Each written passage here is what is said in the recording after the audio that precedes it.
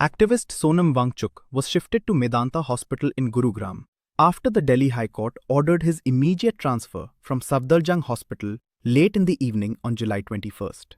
आज की तारीख है 21 जुलाई 2026 जब मैं इस वीडियो को शूट कर रहा हूं और इस वक्त दिल्ली के हॉस्पिटल में एक 59 साल का आदमी बिस्तर पर लेटा है। नाम है सोनम वांगचुक। पिछले 3 हफ्तों से उसने कुछ खाया नहीं। 3 दिन पहले 18 जुलाई को दिल्ली पुलिस उसे जबरदस्ती उठाकर हॉस्पिटल ले गए क्योंकि उसकी हेल्थ इतना गिर गई थी कि कंडीशन सीरियस हो गई। मुझे अनशन तोड़कर खाना खाने के लिए कहते हुए, बल्कि कुछ ने तो मुझे बताया गया है कि अदालत से अपील करके जबरदस्ती मुझे खाना खिलाना चाहते हैं। ये कोई रैंडम आदमी नहीं, ये है सोनम वांगचुक, वही इंसान जो इंडिया के जनजीत लीड मूवमेंट का फेस बन चुका है। 28 जून 2026 को उन्होंने दिल्ली के जंतर मंतर पे हंगर स्ट्राइक शुरू किया था और अब 21 दिन से ज्यादा हो चुकी है। दिल्ली हाईकोर्ट खुद उनकी हेल्थ का स्टेटस ट्रैक कर रही है।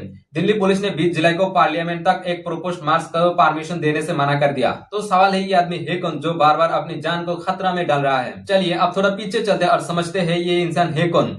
सोनम वांगचुक का जन्म 1 सितंबर 1966 लद्दाख के एक छोटे से गांव उला तबका में हुआ।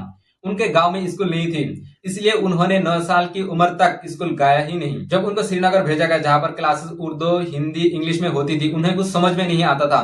उन्होंने खुद कहा, श्रीनगर में मैं लद्दाख का वो डम लड़का था जिसे हिंदी या इंग्लिश नहीं आती थी। 1987 में एनआईटी श्रीनगर से मैकेनिकल इंजीनियर करने के 1 साल बाद 1988 में उन्होंने बनाया शेख मॉल यानी student education and culture movement of Ladakh. उस वक्त लद्दाख में 95% से ज्यादा स्टूडेंट्स 10th बोर्ड एग्जाम में फेल हो जाते थे क्योंकि एग्जाम उनकी मदर टंग में नहीं थी, हिंदी और इंग्लिश में होती थी। उनका सोल्यूशन था रोट लर्निंग को छोड़ो, लर्निंग बाय डूइंग को अपनाओ। इसी तरह 1944 में ऑपरेशन न्यू होप से उन्होंने पूरा सरकारी स्कूल सिस्टम रिफॉर्म कर दिया। ये मॉडल 2009 की ब्लॉकबस्टर मूवी 3 इडियट्स में आमिर खान के कैरेक्टर वांगचुक अंगदू के स्कूल से मिलता जुलता दिखाया गया। इसी वजह से उनको रियल लाइफ रांसो भी कहा जाता है। 5 अगस्त 2019 की रात को जब आर्टिकल 370 हटाया गया और लद्दाख को जम्मू और कश्मीर से अलग करके एक यूनियन टेरिटरी बनाया गया, तो वांगचुक ने एक ट्विटर पे ट्वीट किया, thank you prime minister, Ladakh की डिकेट्स पुरानी डिमांड को पूरा करने के लिए। 20 जुलाई को सोनम वांगचुक ने ट्विटर पे एक ट्वीट किया और वहां पर 3 शर्तें रखी और उसमें कहा गया अगर ये 3 ही शर्तें मानी जाए तो उन्होंने हंगर स्ट्राइक को बंद कर देंगे। पहला शर्त है, अगर सरकार खुलकर मान लेती है कि एजुकेशन सिस्टम में जो प्रॉब्लम्स हुई है जैसे पेपर लीक और सिस्टम की कमियां, उनकी रेस्पॉन्सिबिलिटी लेती है और उन्हें सुधारने का भरोसा देती है, तो प्रोटेस्ट खत्म करने पर विचार किया जा सकता है। दूसरा शर्त है,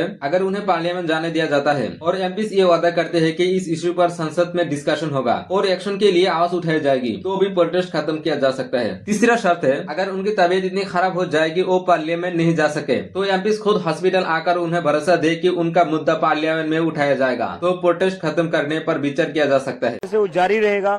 और जो दिल्ली पुलिस ने आज किया बहुत ही शर्मनाक बात है। अगर इनको हमारा मार्च रोकना था तो ये वाटर कैनन गन भी यूज कर सकते थे, लेकिन जिस बर्बरता के साथ मारा 12 साल की बच्ची का सर फोड़ा गया है।